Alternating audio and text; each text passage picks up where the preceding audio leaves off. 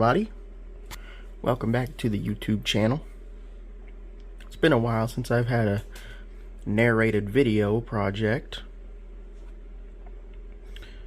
So, if you saw the video of models that I got for my birthday, this was one of them. This is the Revell 1:87 scale big boy locomotive.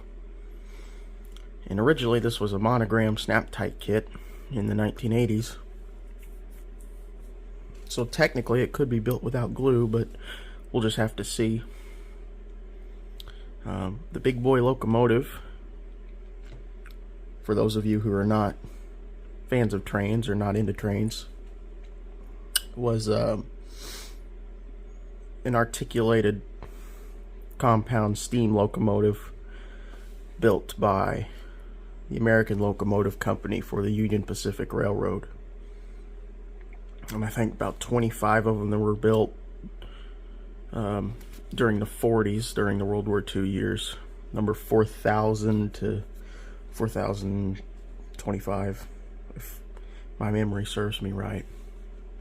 Anyway, these were physically the largest steam locomotives ever built. There are claims of more powerful locomotives, such as the Erie Triplex, which was a 19-teens locomotive, claimed to be more powerful.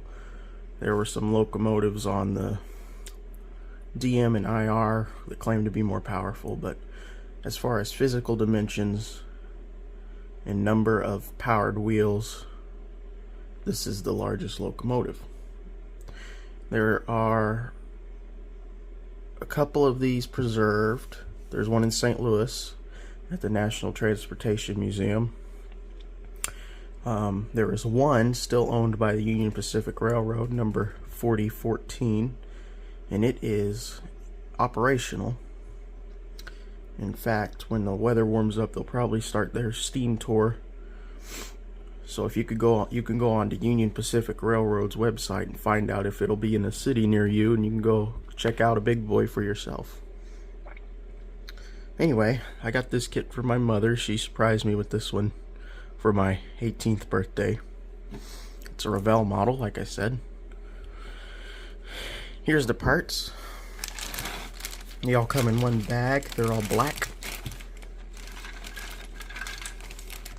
Just for size, this is 1:87 scale, so this is HO scale. Here's the main boiler, the main body of the locomotive.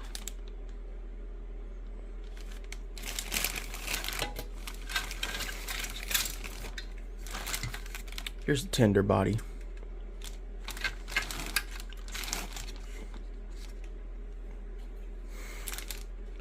So we're looking at a pretty decent sized model here. You could see that it comes with some tracks to put it on. And hopefully this is just going to be a nice, simple project. Hopefully it's simple. It seems like every time I want to start a simple project, it turns into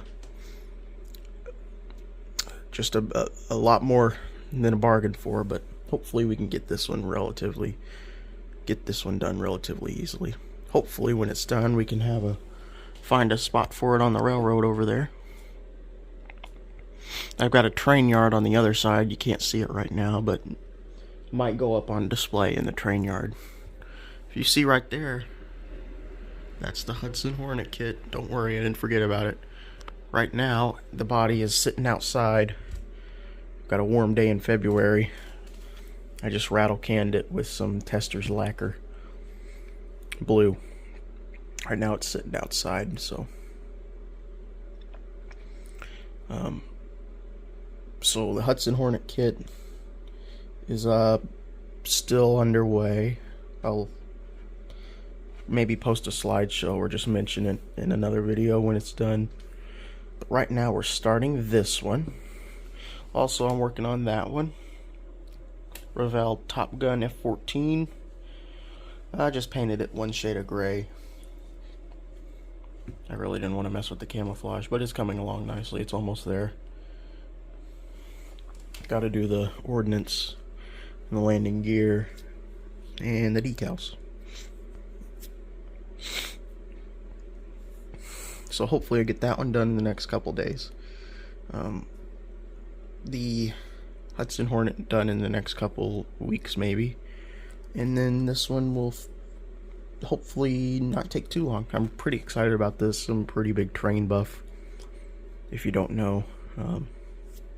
Unfortunately, living here in southern Illinois, unless you're in Marion, there's not very much terrain activity. In my county, there is one train,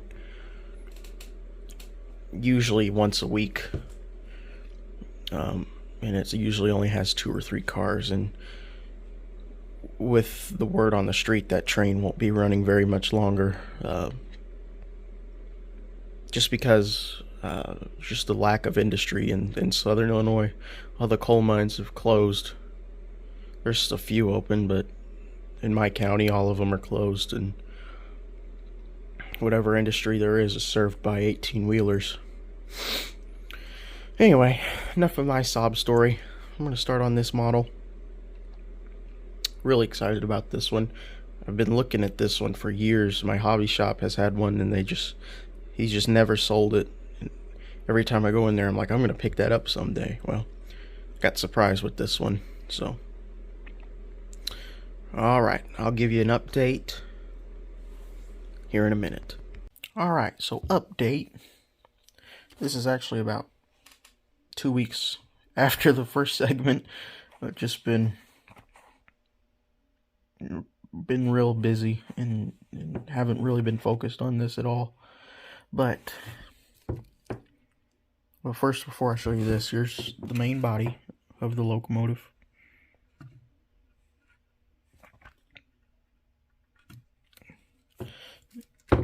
Pretty long.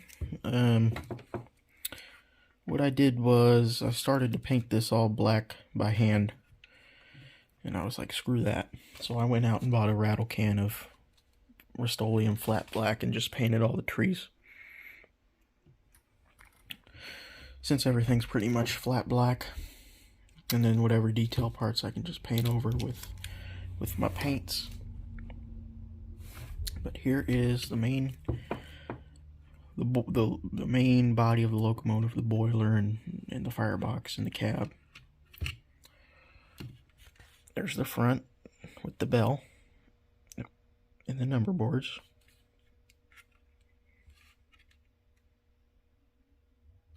And really, this went together all right. You have to fit this bottom half on, and mine was warped a lot, so I had an issue with that. If I can get the light in there, maybe. But there's detail in there. Let me turn the light on the camera. There you go. I painted up some of the red knobs. Pretty good detail in there. There's a chair. There's another chair. So I painted that flat black, and then I took a small paintbrush, just like that yellow one right there, and I did this lining. And then here's the first, well, basically engine. This is a steam engine. So basically what the big boy is, it's 2 steam engines with 1 boiler, basically. So there's going to be 2 of these units. One under there, like that. And another one under there. Of course, these wheels on the front, on the back unit, they'll be flipped around. So they'll be behind it. This is the front unit. And just like with the boiler, I did the lining with small paintbrush and picked out the silver. And the good thing about this model is it's a snap tight, so all of these rods are clicked together, which made it pretty easy.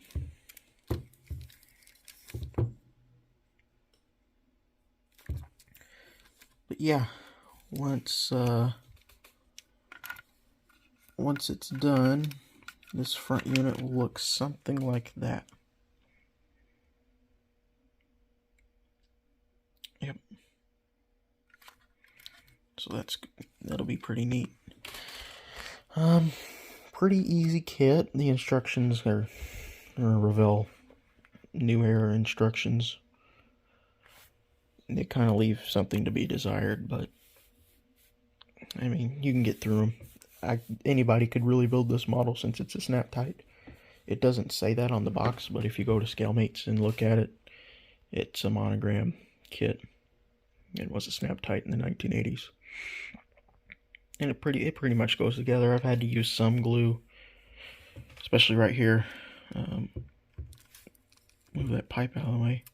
See, you can see the glue right there where I put these cylinders on. But yeah, if you do it, for anyone who wants to do this, my recommendation was as soon as you get it, take some Rust-Oleum flat black, you can see it over there, and just spray the trees. There's only 2 of them. Spray everything flat black, and then you can go out and pick out your details.